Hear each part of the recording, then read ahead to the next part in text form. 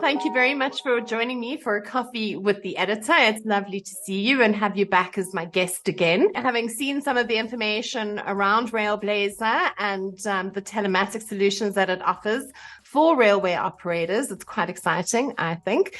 But it's your product, so maybe you tell me more about it and how it would work for the African environment. Sure. So thank you very much for inviting me once again. It's good to see you. Yes, the RailBlazer is actually a product we worked on for the last 3 years.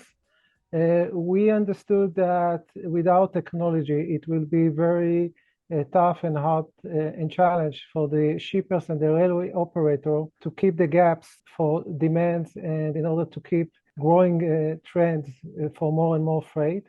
So we work on a technology that can improve the visibility and to provide additional information, which is crucial for more efficient operation and maintenance.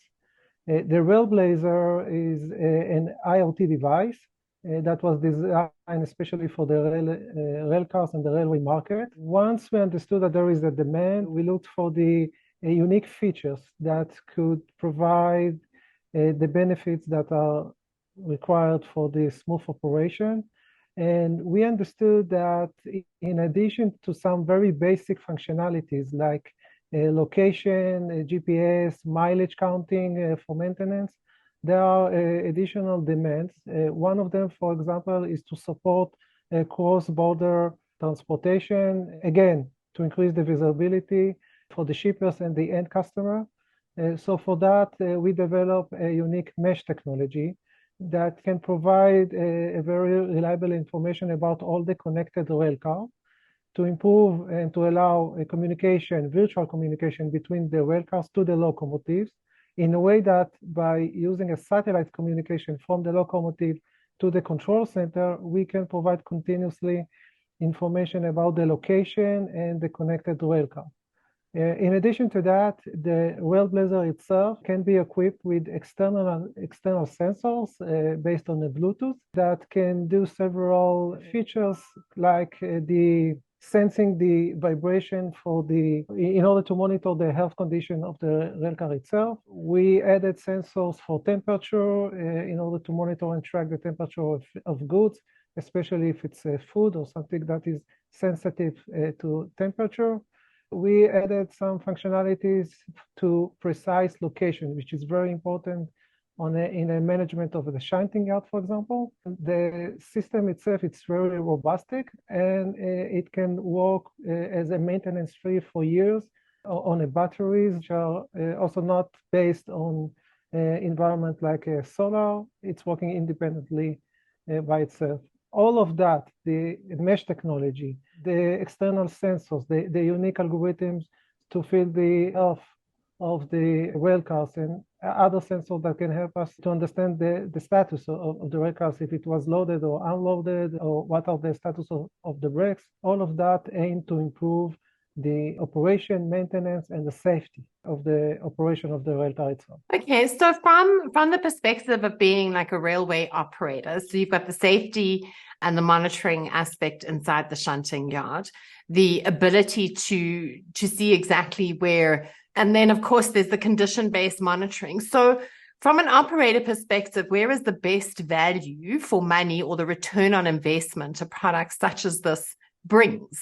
We understood that the volume of the utilization of railcar is very, very low due to the fact that they are not really knows where is the location and the status of the rail cars, and it goes up to the situation that they're preferring not to receive a new order, just not to get into a position that they need to pay penalties for not standing for the services that they promised. So the location is only a tool for us to get information and statistical information about the usage and the demand, and to eventually to offer the operators how to better operate their utilization and fleet, and by that to capture a new incomes from their operation in one hand. At the other hand, one of the biggest challenges for the railway, especially the freight railway operators, is the fact that they are not transparent enough to the end customer, and the user experience is very, very low. This is one of the issues that goes for losing the market share despite the advantages of the freight cars. And by providing and having the location of the rail cars, including the information about the orders and the containers or other that were attached to those rail cars, we can also provide that information to the end customer and to improve its experience by tracking its shipments and knowing if there was any issues like heavy shocks that could affect on the quality of the shipments. And altogether, by improving the user experience and by improving the operation, knowing exactly what is the status when a train was loaded or unloaded and its exact location, we can build this platform and support the operator for better and more efficient operation, and of course to reduce cost of maintenance. All right, so taking RailBlazer being your new product, how does that kind of interface with Control Freak? Because I think the last time you and I spoke, we spoke about Control Freak and what that did and the fact that it was being used actually here in Southern Africa. How do the two come together? What is the levels around that? We are trying to provide end-to-end solution. Now, the railcar itself, the freight wagons, is actually one resource that is in use. The other resource is, of course, the locomotive itself. And we have learned, for example, from Transnet, Freight, and other operators, actually all over the world, that sometimes they are using outdated rolling stock, or in some cases, there have not been the OEMs or the trains manufacturers do not support their operation and maintenance after the warranty period. And they are getting into a point that the locomotives become the bottleneck for their operation. And for us as Trilogical, in order to increase the reliability of their locomotives, and in order, as I described previously, if we want to have this cross-border platform also to enable monitoring of the shipments across board, all of that required from us to provide also the technology that can be installed and deployed on the locomotives in a way that we are not just only following or monitoring the freight wagons, but also provide information about operation and safety issues of the locomotive itself. Also, again, to support the reliable transportation. And all of that come into one platform that provide all the overview information and all the inputs, all the critical information for the operation in one platform. And this is where it's all come together to the Control Freak. All right. So one of the things that are transpiring here in the Southern African region, which I think is probably quite stock standard in the rest of the world, is that we have open access. Or in South Africa, we're about to implement it. In other parts of Southern Africa, we already have it. But for non-traditional operators coming into the market, and when I say non-traditional operators, I'm referring to like not the Transnets. These are private operators who are coming in, their own fleets, or even the mining houses who now could probably buy their own rolling stock and operate on our lines throughout some of the regions. How would RailBlazer add value to them? Okay, I think that we meet those kind of customers on a daily basis. And of course, they're trying their role in this operation by trying to understand how it's better to start and operate. Some of them use WhatsApp, some of them use a mobile phone, or in very simple traditional ways to communicate and try to synchronize between those parties that are responsible for loading, unloading, those that are responsible to send the locomotives into the shunting yard or to get them out to the road, and to coordinate between the commercial that is responsible for the order and those that are responsible for the operation and maintenance. So we in Trilogical developed a modular platform that can be provided in steps, or based on the customer demand. We can offer what is the best way to implement that solution in order to make it in a way that it will not interfere its daily operation, but also can support the way that it works today. But to start and replace some manual procedures. And what we provide under the RailBlazer platform is a one system in which the customer can manage a new order, shipments, to organize his resources and fleets, and on the same platform also to provide the end customer a platform in which he can see all the shipments that were related to him. The RailBlazer, which is part of that solution, provide the real-time information and the health condition of the shipment itself, if it was after a shock, to when it was loaded, and eventually information like estimated time of arrival, which is very critical for the coordination. And last is to provide information about the exact location. All around, everything around that, provide end-to-end platform, both for startup shippers, let's say, or operators, and more advanced operators to manage their fleet and operation. All right. So if we had to think about, again, the Southern African region, and you touched on it earlier with regards to older locomotive fleets, the ability to do that condition-based monitoring, to do that not necessarily scheduled maintenance, but maintenance based on the mileage, and possibly the ability to bill based on the mileage as well. Exactly. Yeah. Again, the freight market is based on charging based on mileage and weight per mileage, actually. With a more precise information on that, the billing is much more easier. The way that they can exchange the information based on the digital information with the customer, it's something that also increase the way that each and other see the information in one way, which is not based on manual reports, and eventually it makes everything much more easier for both parties. Earlier, you mentioned, you build the system based on what the customer needs. So if I'm understanding that correctly, that comes down to scalability. So the customer can start at a point, and then you're able to build on that. So it's not, well, you can only have this or you can have the full suite. There's that scalability. Exactly. First, on the first hand, we offer end-to-end solution, including the IT, the cloud services, the cellular services. So he can be focused only on the operation and maintenance on where he feels very strong. If he has an IT department, if he wants to do some of his own development, if he wants us to integrate with the existing system, we are there for him. We are trying to adapt our system to the process the way he works. So if he has a special demands for the way that he works for his procedures, we will try to support him with our system and not to ask him to adjust his procedure to the system.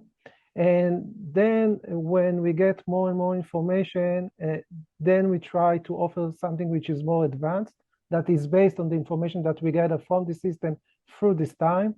And that could be related to the failures or the maintenance efficiency of his locomotives. That could be information and suggested about how to ship empty wagons, because we estimate that there will be a higher demand in specific area, again, in a way that it can increase the utilization of its fleet and the operation efficiency, and also, of course, the reliability of the fleet, which is very important. All right. So, and I think my last question comes down to real time. So there's real time and then there's real time. And how does that all respond? So if there's a problem, how does that real time really work in real time? Okay, I can divide the answer actually to the technology that we use on the locomotives and the technology that we use on the wagons. For the locomotives, of course, that there is no energy issues or challenges, so the information is continuously updated every few seconds, as long as you have a cellular coverage. And if we are using the satellites, again, we can use that as well in terms of seconds. So everything is very updated and real time. When it's come to wagons, there is an energy challenge. And so that there are a lot of business logic inside the RailBlazer itself to analyze and understand if there is a problem. If we are using the mesh, it's a very low energy consumer, so all the data is continuously updated through the locomotives in terms of seconds, which is very important and very nice to have. If we do not use the mesh technology, then the internal embedded business logic can detect if there is any problem with the car, or based on time, it provides the report. So if there is a problem, it can trigger out in few seconds and provide the alert if it was shocked, unplanned stop, any problem with like flat wheels or shocks, that will be reported immediately. And if we want to have a continuously tracking information about the location, usually it's something like 10 to 15 minutes in a drive. And if it's parked in a shunting yard, we can set it up to have a report once at 12 hours or 24 hours. It's based on the customer requirement. So my last question is actually around safety. So I remember reading in the brochure material, end of train and some safety information. So maybe you just want to run through how this impacts safety. I think that safety become more and more, unfortunately, one of the biggest issues. We saw that any flat wheel problem can cause to derailment of the wagons and to a damage that can cost between $1.5 million for simple case up to hundreds of millions of dollars in some other situation. And this is where safety and reliability come together in the points that the technology needs to provide the right alerts. So one of the things that we are detecting using the RailBlazer is any abnormal situation based on vibration or temperature of, for example, the bearing. And then if we detect this abnormal situation, then we are using either the mesh technology to report that directly to the driver, or using the independent cellular modem to trigger that to the cloud. And we understand that safety, that could be a real problem as the traffic will increase, and probably the infrastructure will not stand for the reliability. So one simple accident can just block the path between two countries, and this is something we're trying to avoid. In order to adapt new technology, something a manager needs to take a decision. Sometimes the organization needs to decide that they want to change the culture of the way they are working. And usually this is one of the biggest challenge, to think how I can shift my organization from working based on papers or manual decision or mileage or scheduling, and to try and change the culture in a way that they now will use KPIs, indicators, that will monitor the performance and use technology in order to do that. And from my understanding, this is the way to reach a new goals in your organization. So not like investing in infrastructure, for example, where you do not need to change any culture in your organization to react or to respond to technology that do require management, culture, organizational culture. And we are here to support those organizations to adapt the technology step by step in a way that they could reach immediate benefits as soon as possible, because I understand that ROI is also one of the key issues when investment is come to a decision. And we're here to support all of those that will ask to see how they can build their organization to future better performance using technology from step one up to the sky's the limit. Well, thank you very much, Eyal, for your time. And I'm sure that we will touch base again soon just to check on how it's all doing. And I look forward to seeing its progress here in this region. Thank you very much for having me. And I really hope to see you and to meet you once again with some new use cases and good stories about our new technology.